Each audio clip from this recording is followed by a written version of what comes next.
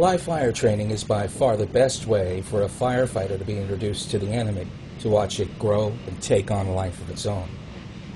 Even though you're in a controlled environment, things can and do go wrong.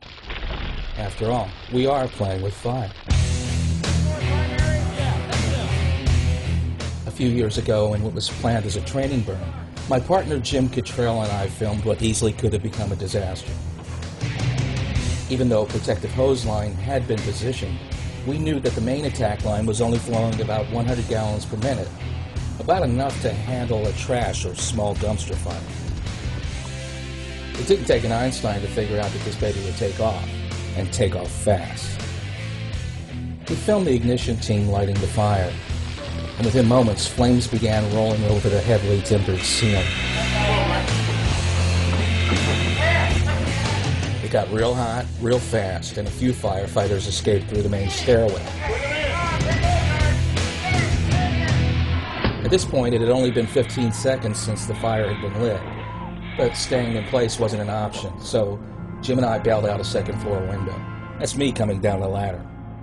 From our fixed camera position, you can see that heavy smoke is already blowing out the second-floor windows. But what we didn't know was that someone had used gasoline as an accelerant for this training blaze. And that's the biggest no-no in the firefighter training business. Jim and I had assumed that the inside team had escaped through the main stairwell. But shortly after we reached the ground, we saw a lone firefighter come out of the same window that we had just exited. We couldn't believe our eyes. The firefighter on the roof was veteran Anna Marsh, who had been working to prepare the fire room. Anna knew there were other firefighters still inside, and she fished for them by pulling in the hose line, only to find an unopened nozzle. As she stood there in the window, Anna experienced a thermal bath of temperatures reaching 800 degrees. But she stayed there, unwilling to abandon the other two firefighters. At that point, I knew that Marsh had little time to escape. Flashover was imminent. I shouted through my mask to warn Marsh of the danger, but the heat and smoke had damaged the face piece of her breathing mask, and she had become totally disoriented. Finally, listening to instructions from a safety officer, Anna was able to feel her way to an escape ladder and make her way to safety just as the room flashed over with violent force.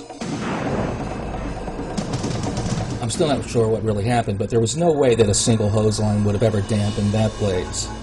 Anna and her crew were lucky to get out alive. I was with Anna on the fire ground immediately afterwards. What I saw was a charred set of turnout gear and a brave grandmother who had just escaped death. She'll always have my utmost respect because she exemplifies what every firefighter strives for: courage and bravery, and most of all love. Love of her chosen career and love of her fellow firefighters.